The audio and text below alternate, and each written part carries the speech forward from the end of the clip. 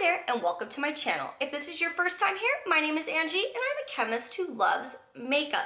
So today we're going to be looking at videos from the clean beauty section of TikTok. I'm going to give you my opinion on what is presented in these TikToks from my experience as a chemist and whether or not I think that the information is accurate in these. TikTok and Instagram Reels are extremely short. This can lead to the viewer being misinformed, so I hope that you can learn something today as we go through these TikToks. Speaking of learning, that brings me to the sponsor of today's video, Skillshare. Skillshare is an online learning community with a giant range of classes to develop new skills and grow your passions. There's classes about crafting, cooking basics, and even fitness-related classes. This month I am taking a class called Mastering Excel Tables, How to Make and Use Them as a Pro by Al Chen. Between my full-time job and as a creator, using spreadsheets like this is actually really important to keep me organized. This class I found especially helpful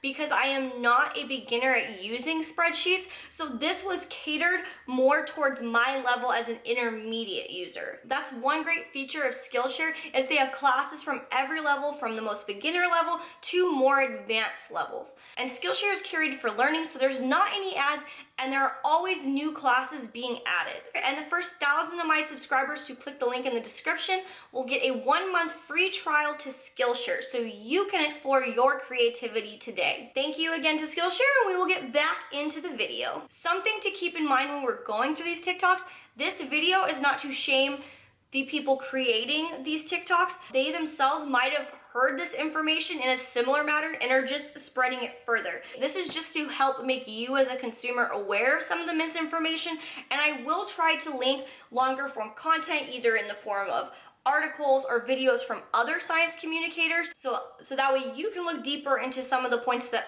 I am making in this video. So now let us get into our first video. Clean beauty is just a marketing term. Yeah, you're right. So let's talk about how to sort out what's safe. All natural sounds like the cleanest option, right? Sure, but it's not necessarily safe. A lot of plant-based ingredients are common allergens and irritants. A quick Google search could save you from a nasty reaction. Okay, what about synthetic ingredients? Some are good, some are sketchy, and some you should stay away from completely. For example, some studies show that phthalates are linked to premature deaths. Other ingredients like sulfates are harsh and can strip your skin. So how do you figure out what you should avoid? I think that Clean at Sephora is a really good guideline for ingredients that you should avoid. A formula can have natural and synthetic ingredients and still be safe. There's lots of options out there and it all depends on the risk you want to take. So she does make a good point. Clean is not a regulated term. There is no legal definition to it. Any brand can use clean, and it literally means nothing. There's no one to hold anybody accountable for using this term. She is correct that natural doesn't always mean safe. As she mentioned, a lot of plant-based ingredients can cause allergic reactions. This is because they are made of a lot of different compounds, and people can be allergic to any of these. One thing I do disagree with is that a Google search is gonna save you from having a reaction.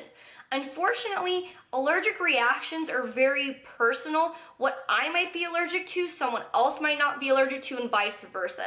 There are some ingredients that are more allergenic than others, but Googling the ingredients in your product doesn't mean that it's gonna save you from having a reaction. Unless you know that you're allergic to a specific compound or type of ingredient, or you've had a allergy test done perhaps, you wouldn't know that you were allergic to that ingredient. So she says some synthetic ingredients are good, some are sketchy, and some that you should avoid altogether. So I'm gonna let you know something regarding regulation of cosmetics. It is illegal to sell an unsafe product. If a brand's product causes harm to consumers through typical use, that is a very strong case to be sued. And we've seen this play out to where brands have had to pay out money for products that have been legally decided caused harm to the consumers. Another point I want to make that's very important if you are looking into ingredients of products is that dose makes the poison. Safety assessments are conducted for ingredients. Specifically, one organization I think is really reputable is the CIR, the Cosmetic Ingredient Review Board. This group is comprised of many different professions within the cosmetic industry, and they help determine safe levels of ingredients. So the amounts that they come up with are taken into account when cosmetics are formulated. Unless a specific ingredient is unsafe in any amount, and if it is, it should not be in your products at all, then it is a safe ingredient in the context of it being in your cosmetic product. One major issue I have with this video is the phthalates comment. She says that phthalates are linked to premature deaths based on studies which she does not share with us. We see these kind of comments all the time, but unfortunately in a TikTok setting, we are not given these studies to look at for ourselves. And if you actually look further into phthalates, they are not actually really used in cosmetics. The only one that is commonly used is diethyl phthalate, and the evidence available to us currently shows that this ingredient is safe. So I think it's very problematic to make comments as a whole about phthalates in cosmetics when almost all phthalates are not used, and the one that we have has been shown to be safe. This is misinformation because of the context that we were presented this in. Another ingredient she points out is sulfates and how they can be harsh and strip your skin. So this is where the formulation as a whole comes into play. Non-sulfate cleansers can also be stripping, and cleansers with sulfates cannot be stripping because of the other ingredients that are added into the formulation. So that's where the containing of a single ingredient doesn't tell you everything you need to know about the formula. In this video, it's also mentioned that Clean at Sephora is a good source of finding clean beauty products. Sephora is just trying to cater to the clean beauty hype. They have a list of banned ingredients, a lot of which aren't even used in cosmetics.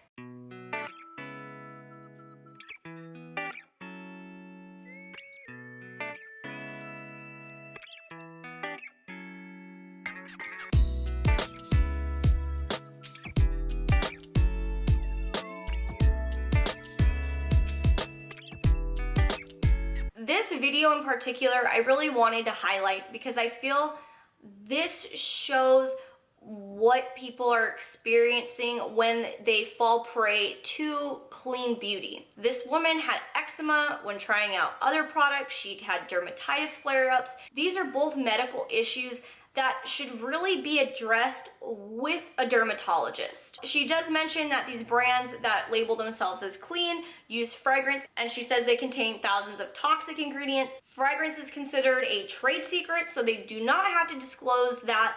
Whether or not you think that's right or wrong, these fragrance ingredients as a whole and incorporated into cosmetics still have to be safe and therefore not toxic. Toxic is used very loosely by people. Although you consider water very safe, if you have too much of it, it is toxic to you. It causes harm to you. It's important to not dismiss the struggles that she has with her skin.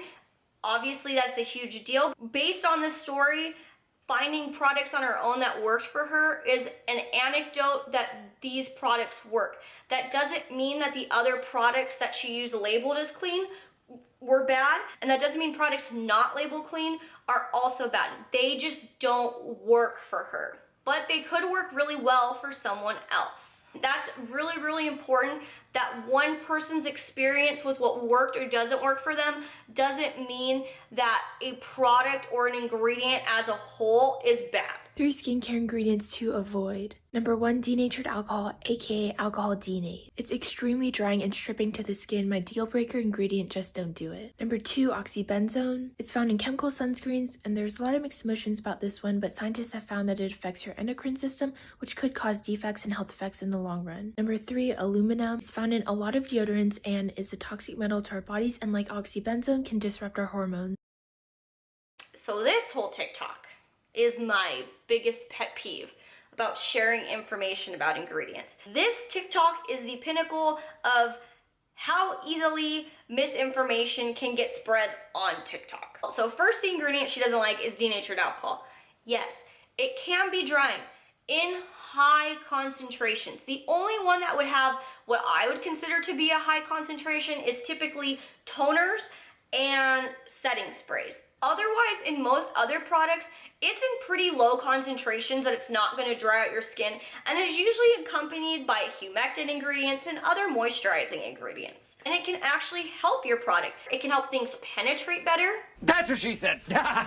Or help easily incorporate ingredients into the formula. And in those products I mentioned where the concentration of the denatured alcohol is higher, your moisturizer is usually going to counteract any of the negative drying effects of that denatured alcohol. Oxybenzone is the second ingredient she mentioned, which is an active ingredient in sunscreen. And she mentions all the scary things. It could affect your hormones, it could cause cancer. There's no further information than just mentioning that scientists have shown this. Again, this is a really good example of how misinformation can spread on TikTok, because we are not given more information about these studies. We don't know if they were conducted on humans or if they were conducted on animals. We don't know if those animals were given a very large amount of that ingredient. We don't know if the animals or humans used in this testing were given a typical amount that is used in sunscreen, or sometimes they even give the animal it to ingest. I don't ingest my sunscreen, so that would be very different. There's so much context that is missing from this. I do not believe it has been shown to cause problems in human through use in sunscreen.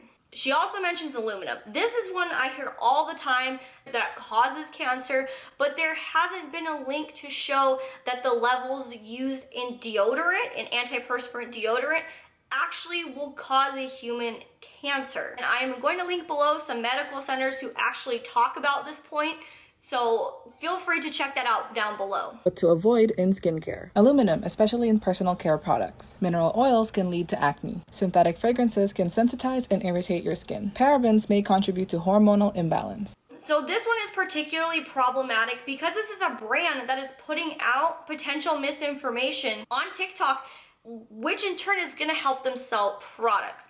This is different than the people we have seen previously in these videos.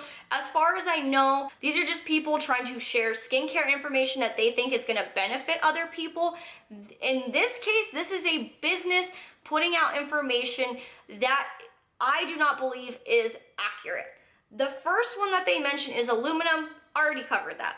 The second one is mineral oils. In this TikTok, they are using a very smart choice of words like can cause acne, may sensitize skin, and even if none of these ingredients in the context of cosmetic products have been shown to affect humans in this way, they can use this because it's potentially gonna happen.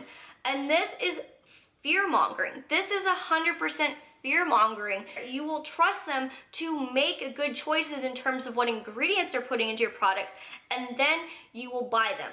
I am going to put information down below because they also talk about fragrance, they also talk about parabens, so I will give you more information down below so you can look into that and make the choice for yourself whether or not you think it's harmful.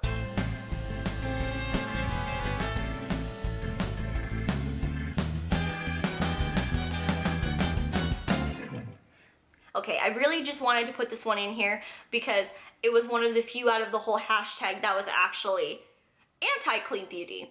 And I do have to agree. I feel like clean beauty is a scam. Now, I don't believe that products that are labeled as clean are bad products. In fact, unfortunately, a lot of the products I love are labeled as clean. But the term clean itself, I think, is a giant scam. This is such a great question. Thank you for asking. Let's get into it. Just like most of our ingredients, the marketing of our products isn't regulated by the FDA either. Which fucking sucks. Because how can you trust if it's clean or not? And I'm gonna be honest, I hate the word clean. I know I use it, I just don't know what other adjective to use. Because by using the word clean, it almost infers that other brands are dirty.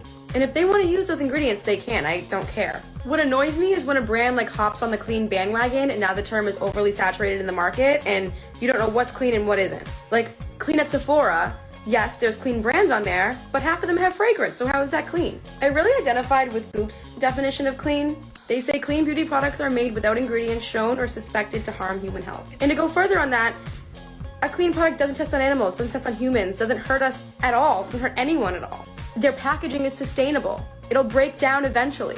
That to me is clean. The best way to tell if a brand's clean or not is really just looking at the ingredients. So I have a lot of thoughts on this one. I do agree with her on quite a few points that she has mentioned, and I think if she continues to look into products, she will probably end up coming to the conclusion about clean beauty that a lot of the science community has come to on, which is that clean beauty is a scam. So one thing she does mention is that the FDA doesn't regulate our products, and specifically mentions the marketing aspect. There are definitely things that the FDA regulates in terms of marketing. A brand cannot market a cosmetic product with drug claims. This means they cannot make drug claims or medical claims about what their product can do. For instance, you cannot make a drug claim or a medical claim about what your product can do if it does not have the ingredients at the specified concentrations for that specific drug use. For instance, if you don't have something like salicylic acid or benzoyl peroxide in your product, you cannot call that an acne treatment product. You cannot use the words acne and treatment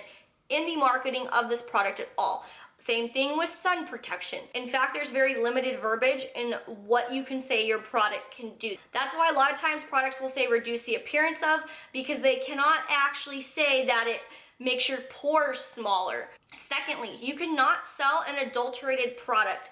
This means whatever you say is in that product has to be in that product. If the ingredients list is incorrect, that product is not legally allowed to be in the market. You could see in this she struggles with using the word clean. It doesn't seem that she feels like it's accurate and doesn't want to use it, and I think that she should stop using it then, because it is a meaningless term. It's not regulated. So she is very similar to the person from one of the earlier videos in which she does not agree that fragrance ingredient should be in a product that labels itself as clean. And this is what Sephora has claimed to be a clean ingredient, and this goes to show we shouldn't put any weight into this. If you cannot agree with what retailers are calling clean, then we shouldn't use this term.